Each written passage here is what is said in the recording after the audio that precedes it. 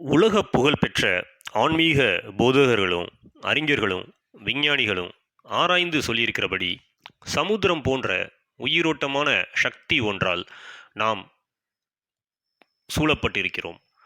இந்த பரம்பொருளான பிரபஞ்ச சக்தியானது காஸ்மிக் பவர் உலகம் உட்பட பிரபஞ்சம் முழுவதும் பரவியிருக்கிறது. கண்ணுக்கு தெரியாமல் இருக்கின்ற காற்றைப் போல் பிரபஞ்ச சக்தியின் கதிர்கள் தொடர்ச்சியாக இடைவிடாமல் உலகம் முழுவதும் வியாபித்து உலகத்தை போஷித்து கொண்டிருக்கிறது. இந்த சக்தியானது ஆதியும் அந்தமும் இல்லாத நிரந்தரமான சாசுவாதத்துடன் இயங்கிக் கொண்டிருக்கிறது. இதற்கு முடிவும் அழிவும் கிடையாது. இந்த சக்திக்கு எல்லை என்பதும் இல்லை. இந்த எல்லைக்குள்தான் செயல்பட வேண்டுமென்ற வரைமுறையும் கிடையாது. இந்த பிரபஞ்ச சக்தியை விரிந்து பறந்து கிடக்கும் சமுத்திரத்திற்கு ஒப்பிடலாம். ஆர்ப்பரித்து எழும் அலைகளினால் சமுத்திரத்திற்கு எந்த பலனோ நஷ்டமோ இல்லை. சமுத்திரம் எப்போதும் சமுத்திரமாகவே இருக்கும். அலைகள் எழுவதும் விழுவதுமாக இருக்கும். அவைகளால் சமுத்திரத்திற்கு எந்த பாதிப்பும் இல்லை.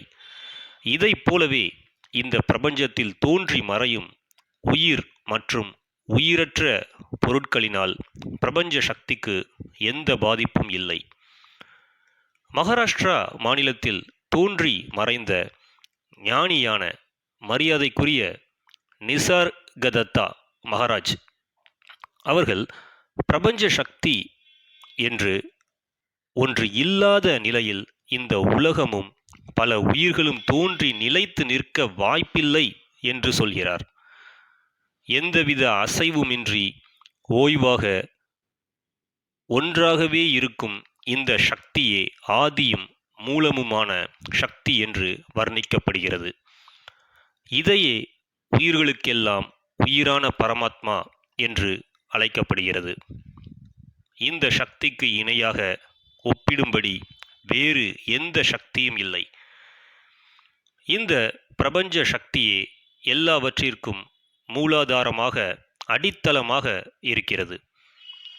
பலமும் வீரிய சக்தியும் நிறைந்த காரணத்தாலேயே அதிலிருந்து விண்வெளி கிரகங்களான பகலவன், சந்திரன் உட்பட பல கிரகங்களும் பால்வீதி மண்டலம் என்று அழைக்கப்படும் நட்சத்திர கூட்டங்களும் விண்வெளியில் தோன்றியிருக்கிறது.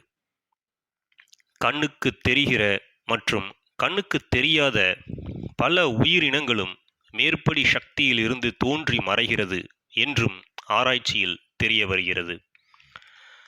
அந்த மகா சக்தியானது யாராலும் கணிக்க முடியாத தன்னுடைய இயற்கை தன்மைக்கு உட்பட்டு அசையா தன்மை ஓய்வில் இருந்து அசையும் தன்மைக்கு மாறும்போது தன்னுடைய ஒற்றை நிலையில் இருந்து கடல் அலைகள் போல கிளர்ந்தெழுந்து தன்னுடைய மகா சக்தியின் கதிர்களை பிரபஞ்சம் முழுவதும் பரப்புகின்றது.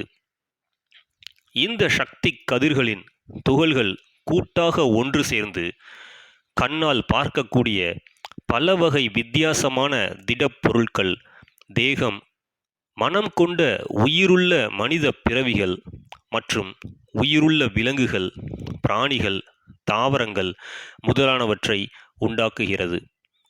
கண்ணுக்கு தெரியாத காற்று போன்ற பொருட்களும் உயிரில்லாத திட திரவ பொருட்களும் உண்டாக்கப்படுகிறது.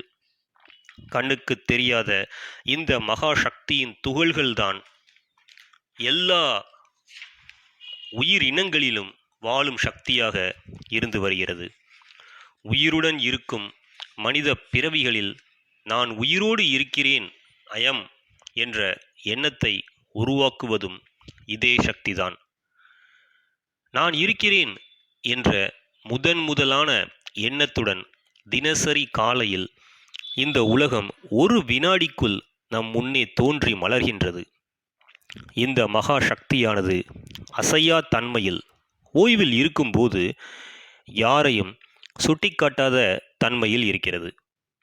ஆனால் அந்த சக்தி தன்னுடைய இயற்கையின்படி கிளர்ந்தெழுந்து பல உயிரினங்களை தோற்றுவிக்கும் போது நான் என்று குறிப்பிடும் நபரை சுட்டிக்காட்டும் தன்மைக்கு மாறுகிறது.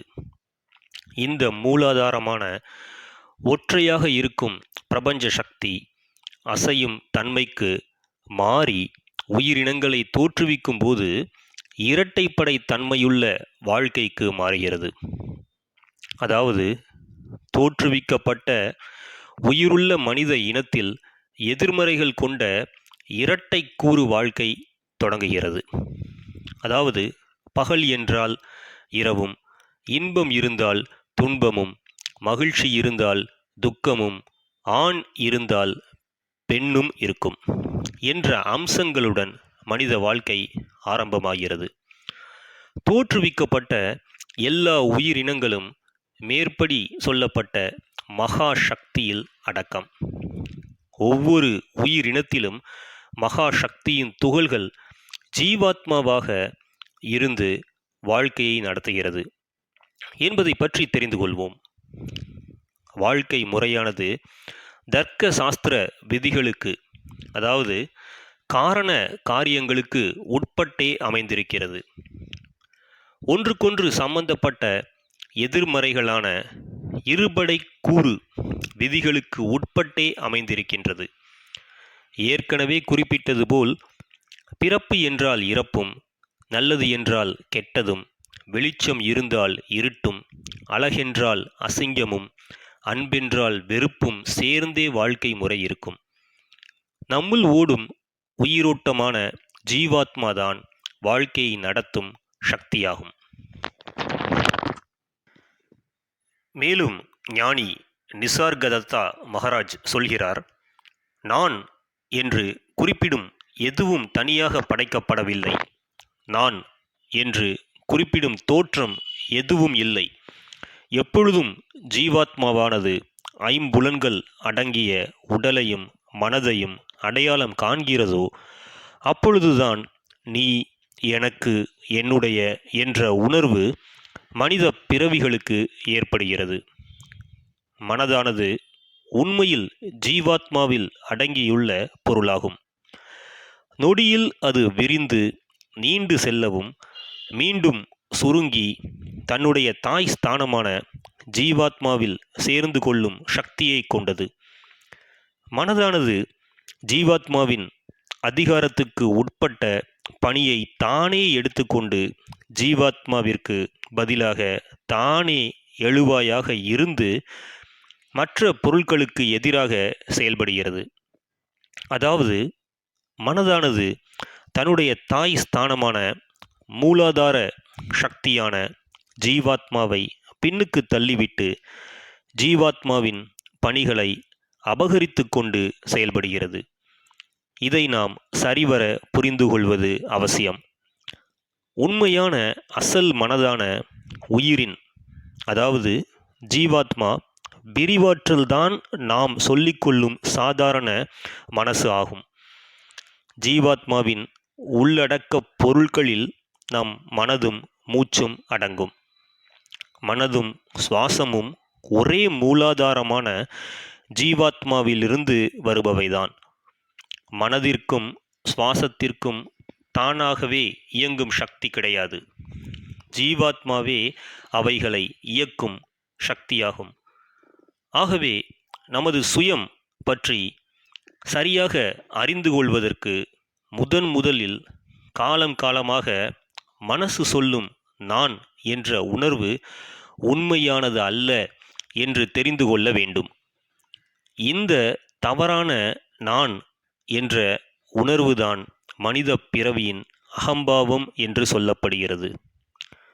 ஆன்மீக மொழியில் சொல்வதென்றால் நான், எனக்கு, என்னுடைய என்பன போன்ற சொற்றொடர்கள் வெறும் கற்பனையானவை என்றும் உண்மையில் அதற்கு தன்னிச்சையாக இயங்கும் சக்தி இல்லை என்றும் ஞானி நிசார்கதத்தா தெரிவிக்கிறார். ஜீவாத்மா என்று அழைக்கப்படும் உயிரே ஐம்புலன்களையும் இயக்கி உணரக்கூடிய மனித பிறவியின் உண்மையான ஒரே மூலதனம் ஆகும் என்றும், நான், எனக்கு, என்னுடைய என்று உறவாடுவதில் எந்தவித அர்த்தமும் இல்லை என்றும் சொல்கிறார். சேனலை சப்ஸ்கிரைப் பண்ணாமல் இருந்தீங்கன்னா சப்ஸ்கிரைப் பண்ணிருங்க. ஆல்சோ பெல் பட்டனையும் கிளிக் பண்ணிருங்க.